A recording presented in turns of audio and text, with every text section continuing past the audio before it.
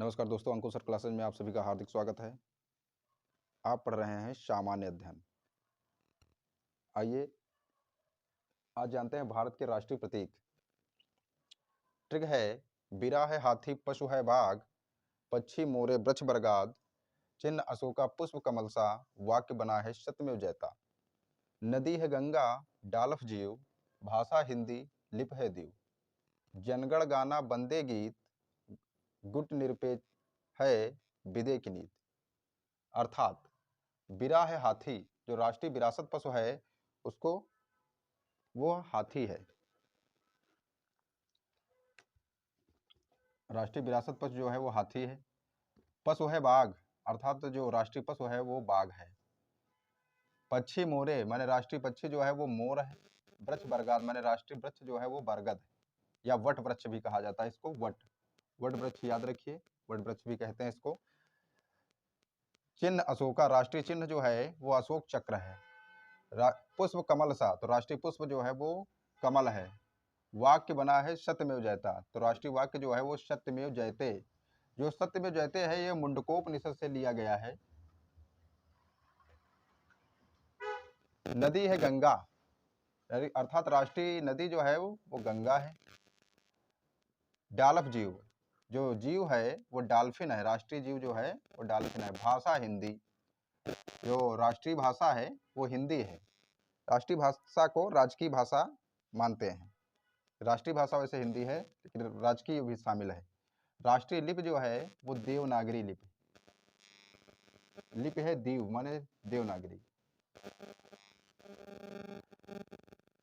जनगण गाना, गाना माने राष्ट्रगान जो है वो जनगण मन है। और वंदे गीत माने वंदे मातरम जो है वो राष्ट्रगीत है।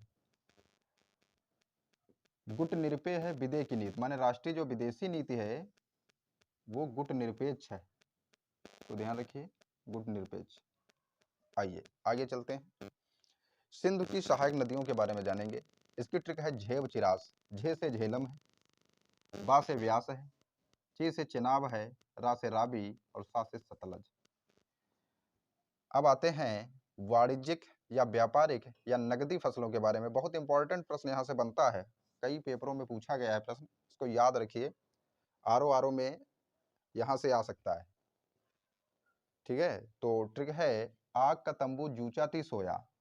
आ से आलू है, गा से गन्ना है, का से कपास, तंबू से तंबाकू है, जू से जूट है, चा से चाय है, ती से तिलहन वाली फसल है, और जो सोया है वो सोयाबीन।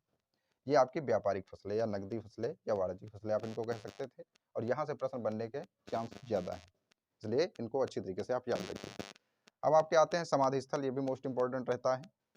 आपको वही प्रश्न पढ़ाए जा रहे हैं इस समय जो आपकी किसी न किसी परीक्षा में पूछे गए हैं। तो समाधि स्थल देखिए, राम साज बिज लाल शक्ति इंद, अभय मोर की चरण बीररा, समता जगजीवन, चैत्र बियार नार है नंदा, एकता जैली सिंह। राम साज, राम से निपटारा करते हैं। देखिए राम माने राजघाट, रा से राजघाट, माँ से महात्मा गांधी, सा से शांतिवन, जा से जवाहरलाल नेहरू, सा बिज, हाँ सा से शांतवन, जा से जवाहरलाल नेहरू, बिज माने विजय घाट, और लाल से लाल बहादुर शास्त्री।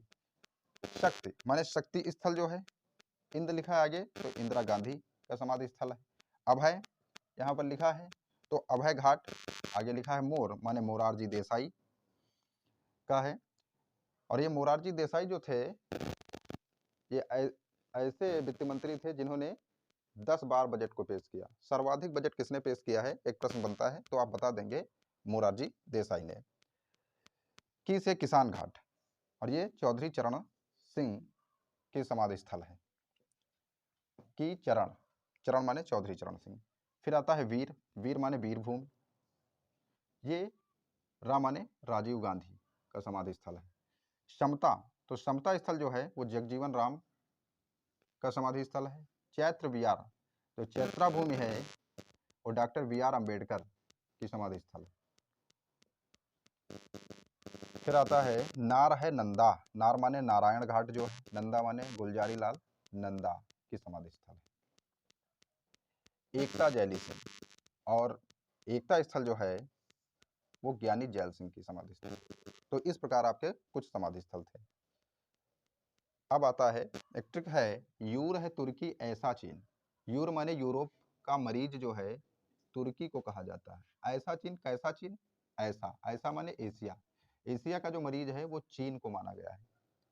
अब कुछ शब्द हैं जिनको आप याद रखिए, हिंदी में आपके काम आ सकते हैं। उभयलिंगी शब्द, विनय, पवन, सहाय, ये आपके उभयलिंगी शब्द होते हैं।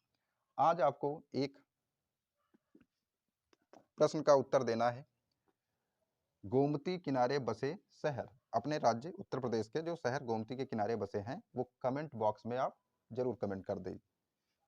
ठीक है, आज की क्लास आपको कैसी लगी है जरूर बताइए। आज के लिए बस इतना ही।